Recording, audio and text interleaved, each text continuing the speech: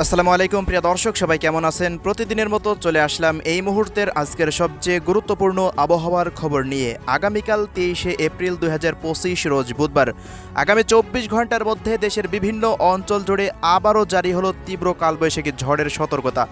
আজ রাতের মধ্যে দেশের বিভিন্ন অঞ্চলে ঘন্টায় 60 থেকে 80 কিলোমিটার বেগে বয়ে যেতে পারে তীব্র কালবৈশাখী ঝড় এবং তীব্র শিলাবৃষ্টি ও তীব্র বজ্রপাত, এমনটাই জানাচ্ছে বাংলাদেশ আবহাওয়া অধিদপ্তর। পাশাপাশি আগামী 72 ঘন্টার মধ্যে দেশের বিভিন্ন অঞ্চল জুড়ে জারি হয়েছে ভয়াবহ তীব্র তাপপ্রবাহের সতর্কতা। তো প্রিয় দর্শক, আজ ও আগামীকাল পরবর্তী 24 ঘন্টা রাজধানী ঢাকা বিভাগ থেকে শুরু করে খুলনা, বরিশাল, চট্টগ্রাম, সিলেট, ময়মনসিংহ, রংপুর ও রাজশাহী বিভাগ সহ ভারতের কলকাতার পশ্চিমবঙ্গ, এদিকে আসাম, মেঘালয় ও ত্রিপুরা রাজ্যের প্রত্যেকটা জেলার আবহাওয়া আপডেট তুলে ধরবো। অবশ্যই ভিডিওটি শেষ পর্যন্ত দেখতে থাকবেন। পাশাপাশি কে কোন জেলা থেকে দেখছেন কমেন্ট বক্সে গিয়ে জানিয়ে দিতে ভুলবেন না। প্রতিনিয়ত আবহাওয়ার খবর পেতে আমাদের ইউটিউব চ্যানেলটিকে এক্ষুনি সাবস্ক্রাইব করে রাখুন।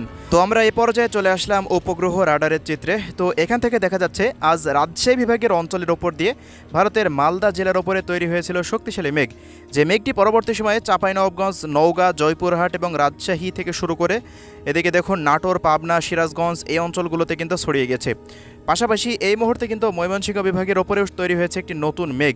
আবহাওয়াবিদদের মতে জানা যাচ্ছে আজ রাতের মধ্যে দেশের 8 বিভাগের বেশিরভাগ জেলার ওপর দিয়ে কিন্তু বয়ে যেতে পারে তীব্র কালবৈশাখী ঝড়, যার গতি উঠে যেতে পারে ঘন্টায় প্রায় 60 থেকে 80 কিলোমিটার পর্যন্ত, এমনটাই জানা যাচ্ছে। তো ময়মনসিংহ, নেত্রকোনা, শেরপুর, জামালপুর, এদিকে সিলেট, সুনামগঞ্জ, মৌলভীবাজার, হবিগঞ্জ প্রত্যেকটা জেলার আকাশ কিন্তু এই মুহূর্তে পুরোপুরি মেঘলা থেকে মেঘাচ্ছন্ন হয়ে রয়েছে। পরবর্তী সময় এই মেঘগুলো যদি শক্তি ধরে রাখতে পারে, তো পূর্বাভাস অনুযায়ী ঢাকা বিভাগের দিকে কিন্তু এই মেঘগুলো এগোচ্ছে, এমনটাই কিন্তু এর গতিপথ আমরা এই মুহূর্তে লক্ষ্য করছি। তো আজ রাতে দেশের বেশিরভাগ অঞ্চলে কিন্তু ধেয়ে আসছে তীব্র কালবৈশাখী ঝড়। পাশাপাশি এই মুহূর্তে দেখুন লালমনিরহাট, আলিপুরদুয়ার, কোচবিহার এই অঞ্চলে তৈরি হয়েছে মেঘ, এবং এই মুহূর্তে নেপালের এই একটা অঞ্চলে দেখুন এই মুহূর্তে শক্তিশালী মেঘ তৈরি হচ্ছে। আবহাওয়াবিদদের মতে কিন্তু এই মেঘের গতিপথ রয়েছে পঞ্চগড়, ঠাকুরগাঁও, দিনাজপুর এই অঞ্চলের দিকে। এই মেঘটি যদি শক্তি ধরে রাখতে পারে তবে আজ রাতের মধ্যে রংপুর বিভাগের বেশিরভাগ অঞ্চলে কিন্তু বৃষ্টিপাত হবে, এমনটা কিন্তু দেখা যাচ্ছে। তো দেখা যাক পরবর্তী সময় কি আপডেট উঠে আসছে, আমরা প্রতি মুহূর্তে কিন্তু নজর রাখছি। তো এই ছিল রাত্রিকালীন আবহাওয়ার পূর্বাভাস। আমরা চলে আসলাম বুধবারের আবহাওয়া পরিস্থিতিতে।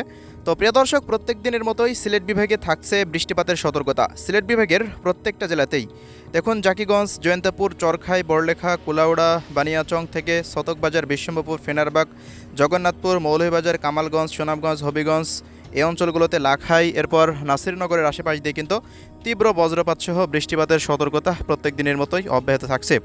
পাশাপাশি এদিকে ময়মনসিংহ, শেরপুর, জামালপুর, নেত্রকোনা, মাদান থেকে শুরু করে দেখুন কেন্দুয়া, এদিকে বালুখা, ফুলপুর, নলিতাবাড়ি, বাহাদুরবাদ পর্যন্ত বেশিরভাগ অঞ্চল জুড়েই কিন্তু ময়মনসিংহ বিভাগের অঞ্চলগুলোতে বৃষ্টিপাতের সতর্কতা থেকেই যাচ্ছে। পাশাপাশি এমন পরিস্থিতি আমরা রংপুর বিভাগেও দেখতে পাচ্ছি। গাইবান্ধা জেলা থেকে শুরু করে এদিকে চিলমারি, চররাজীবপুর, বাহাদুরবাদ, এদিকে লালমনিরহাট থেকে শুরু করে জলঢাকা, দেবীগঞ্জ, বোদা, পঞ্চগড়, ঠাকুরগাঁও, পীরগঞ্জ, কালাহোড়, সাইদপুর, রংপুরের 2-1 অঞ্চল এবং এই যে ভারতের পুরুলিয়া এই অঞ্চল থেকে শুরু করে দার্জিলিং, জলপাইগুড়ি, আলিপুরদুয়ার, কোচবিহার, কালিম্পংয়ের আশেপাশ দিয়ে আসাম ও মেঘালয় রাজ্যের অধিকাংশ জেলা জুড়েই কিন্তু এই বৃষ্টিপাতের সতর্কতা দেখা যাচ্ছে। তো এই পরিস্থিতি আগামী 24 ঘন্টায় কিন্তু বজায় থাকতে পারে। এছাড়াও ঢাকা বিভাগেরও অধিকাংশ জেলা জুড়েই কিন্তু দিনে তাপমাত্রা বৃদ্ধি পেলেও কিন্তু বিকালের পর কালবৈশাখীর মেঘ তৈরি হতে পারে ঢাকার আশেপাশ দিয়ে।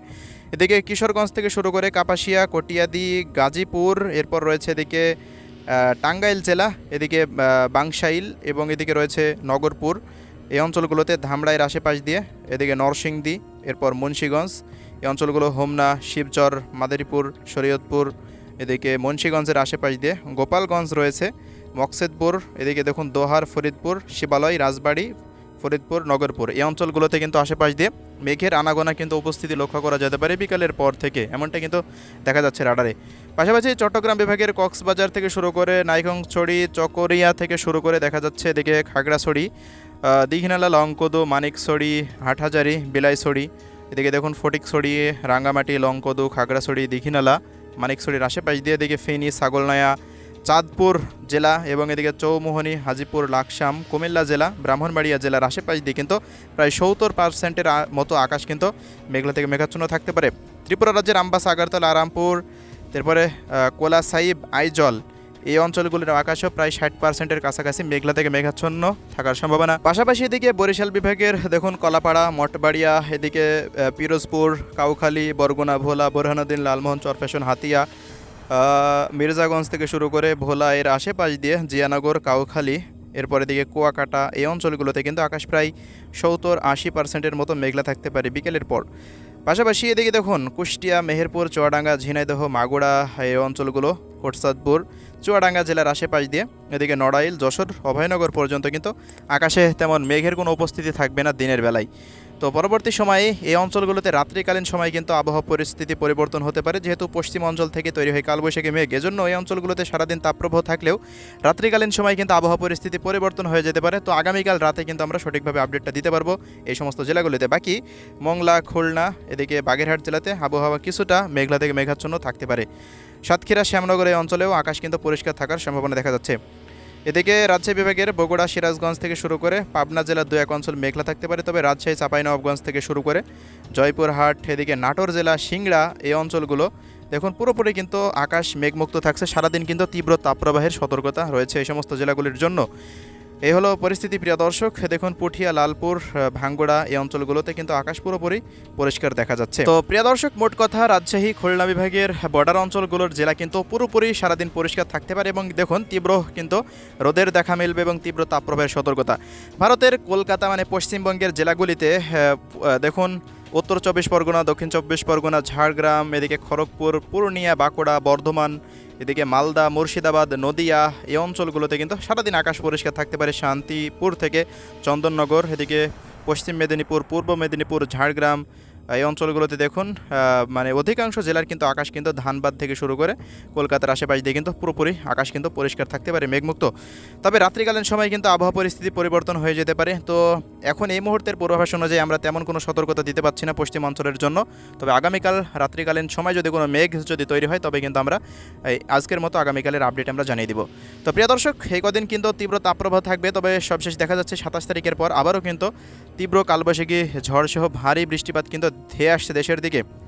রংপুর বিভাগ থেকে শুরু করে দেশের চট্টগ্রাম বিভাগ পর্যন্ত 8 বিভাগের 64 জেলার উপরেই কিন্তু তীব্র বজ্রপাত সহ ভারী থেকে অতি ভারী বৃষ্টিপাতের এই সতর্কতা রয়েছে। ভারতের কলকাতার থেকে শুরু করে এদিকে আলিপুরদুয়ার, কোচবিহার থেকে শুরু করে আসাম, মেঘালয় ও ত্রিপুরা রাজ্যের একাধিক জেলায় কিন্তু আবহাওয়া পরিস্থিতি বৃষ্টিপাতের দিকে যাবে। তো প্রিয় দর্শক, দেখুন তাপমাত্রা পরিস্থিতি চলে আসলাম। বরিশাল থেকে শুরু করে চট্টগ্রাম বিভাগের অধিকাংশ জেলা এবং সিলেট বিভাগের প্রায় প্রত্যেকটা জেলাতে 30 থেকে 35 ডিগ্রি সেলসিয়াস তাপমাত্রা থাকতে পারে। তবে রংপুর বিভাগের জন্য একটু ব্যতিক্রম, কয়েকটি জেলাতে 38 ডিগ্রি সেলসিয়াস উঠে যেতে পারে। তবে রাজশাহী বিভাগে প্রায় 42 ডিগ্রি সেলসিয়াস তাপমাত্রা কিন্তু ইতিমধ্যে উঠে গেছে। এই তাপমাত্রা কিন্তু আস্তে আস্তে আরও বৃদ্ধির দিকে যাবে। পশ্চিম অঞ্চলের দিকেই মূলত এই তাপমাত্রা বৃদ্ধি পাবে। কলকাতার পশ্চিমবঙ্গের প্রত্যেকটা জেলাতেই তাপমাত্রা প্রায় 42 ডিগ্রি সেলসিয়াস পর্যন্ত উঠে গেছে। তো আসাম, মেঘালয় ও ত্রিপুরা রাজ্যে মোটামুটি তাপমাত্রা স্বাভাবিক রয়েছে।